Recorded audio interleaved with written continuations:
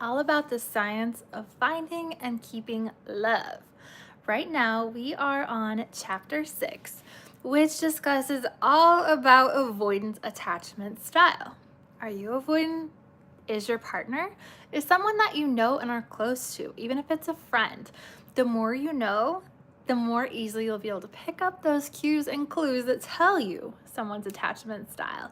It's great information to keep in your toolbox so you can learn and know as much as possible when it comes to relationships. Attachment theory overall, just as the book cover says, is the science of finding and keeping love. Everyone wants love, so everyone might as well learn about attachment style. So, continuing on chapter 6, we just finished up talking about the phantom X, which is that person, an avoidant attached person keeps in mind that X that they keep thinking about, daydreaming about. They can't remember exactly why they broke up or what happens, but now their new partner gets compared to that X constantly, and not in a good way. Ugh, my ex would have, my ex totally.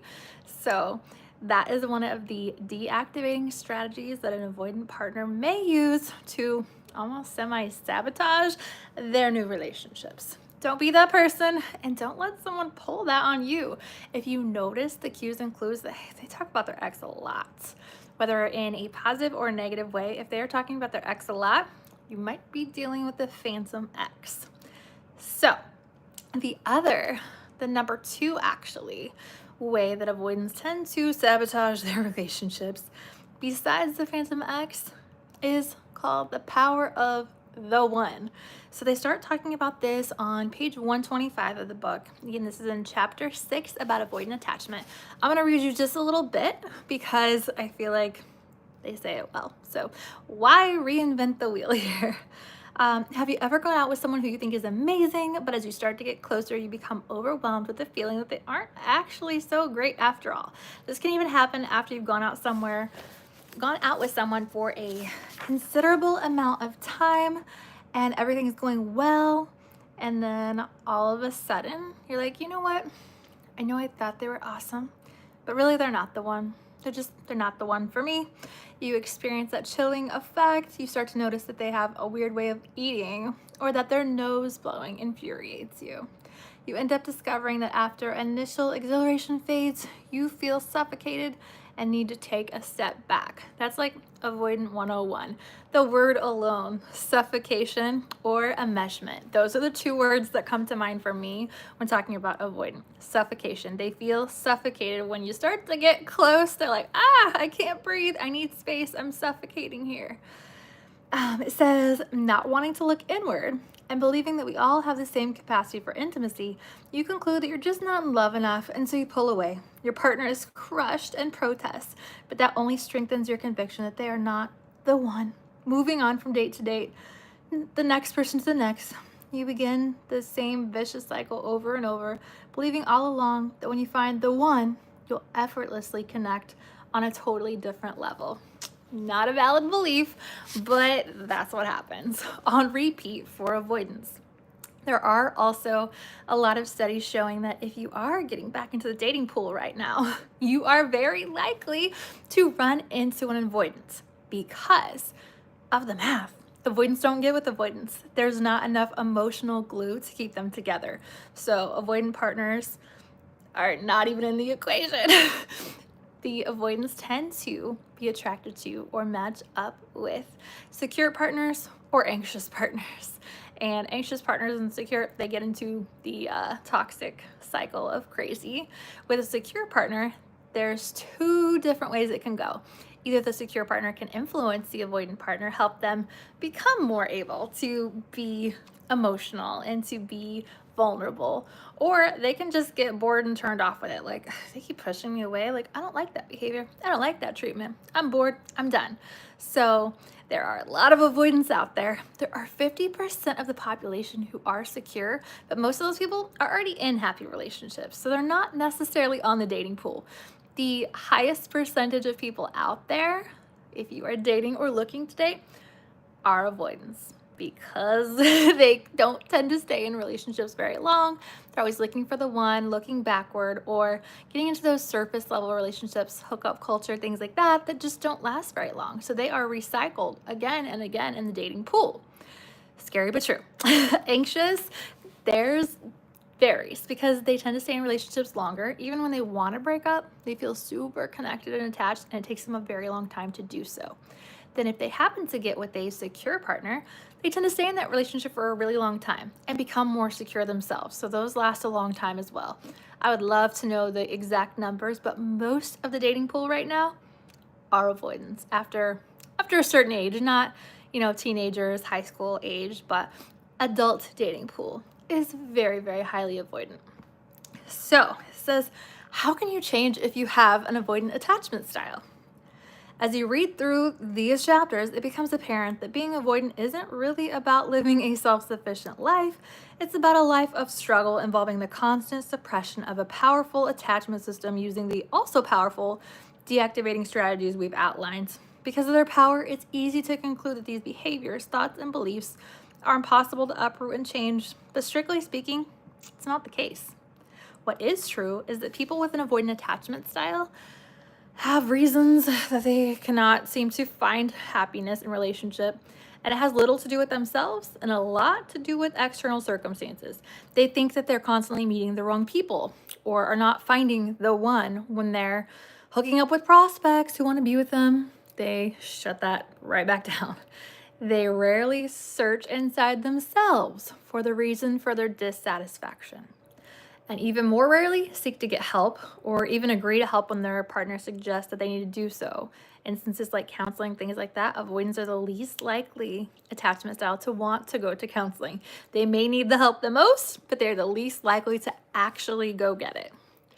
They are big on self-reliance. I don't need help. I can handle this myself. If you are or have been with an avoidant partner, you have heard that phrase more times than you can count. I've got it. I don't need help.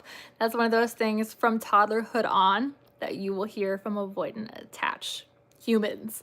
I've got this. I don't need help. Okay. Let's see. On occasion, when avoidants do reach a low point in their life because of a severe loneliness, a life-altering experience, or a major accident, they can change their way of thinking. For those of you who have reached that point, take note of the following 8 actions that will help you get one step closer to true intimacy. Most of these steps require, first and foremost, increasing your self-awareness. There was a live about a week ago with my friend Aditi who scored on the avoidance side and asked, is there help for avoidance? Yes, absolutely, if you're self-aware. Here's the proof in the pudding that self-awareness makes a huge difference in healing avoidant attachment. So here we go. If you increase your self-awareness and knowing about the thought patterns that are denying you the ability to truly get close to someone, that's the first step. After that, you can employ some attitudes and behaviors and then embark on a real journey of change. Coaching sessions. 8 things you can start doing today to stop pushing love away as an avoidantly attached person. Learn to identify your deactivating strategies. Instead of running from them, learn to see them and stop yourself. Number 2, de-emphasize self-reliance and focus on mutual support. When your partner feels they have a secure base to fall back on, and they don't need to work so hard to get close to you, you'll actually both be able to get a little distance, look outward, and do your own thing, which is what most of the avoidants want anyway. They want that autonomy to do their own thing. So if you focus on the group setting first, making sure you and your partner are good, they can give you the space you're asking for. You can get the space you're asking for, and everybody wins. Number 3, find a secure partner. If you're not already in a relationship, you can be very strategic when you are shopping for other humans and find someone who is secure. As you'll see in the next chapter, people with a secure attachment tend to make their anxious or avoidant partners more secure as well. Sometimes with an anxious attachment style, they will exacerbate your avoidance in a perpetual, very toxic cycle. So if you find someone secure, you will not go through quite as much turmoil as if you're with someone anxious. Number 4, be aware of your tendency to misinterpret behaviors. Negative views of your partner's behaviors and intentions infuse bad vibes into the relationship. So stop that. Have a better perspective and things will go better. Change the pattern. Recognize the tendency, notice when it happens, and look for a more plausible perspective. Number 5, make a relationship gratitude list. This is one that I've heard of multiple times before. If you are avoidant or you have the tendency to be negative in your relationships, daily write down the good things they're doing, because you might not be noticing them, or you might be making them small. For what? Think about all the ways that they're helping your day be better. Are they laying out your clothes? Did they cook you a great meal? Are they checking in with you?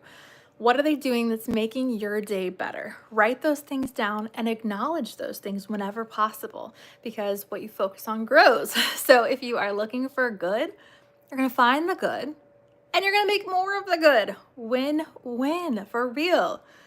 Number 6, nix the phantom ex. When you find yourself idolizing that one special ex-partner, stop and acknowledge that they are not and never were a viable option. By remembering how critical you were of that relationship and how leery you were of committing at the time, you can stop using them as your deactivating strategy and ruining your current relationship or ships if you are dating multiple people. Number 7, forget about the one. We don't dispute the presence of soulmates in our world. On the contrary, we wholeheartedly believe in the soulmate experience, but it is our belief that you have to be an active party in the process. Don't wait until you find the one who check marks all the boxes on your checklist and expect everything to just fall into place. Make them into your soulmate by choosing them out of the crowd, allowing them to get close, and making them a special part of you. Number 8, adopt the distraction strategy. Just like one of those studies showed, as an avoidant, it's really hard to get close to your partner if you're focusing on that. But if you can distract yourself in some way, the closeness comes naturally and you don't have to fight it so hard. So if you can find ways to be distracted and be close, you guys both win. You can do active things, whether it's bowling or a hike or just something where you are focusing on what you are doing versus the fact that, oh, we're getting really close right now, then you don't have to push them away in the same manner.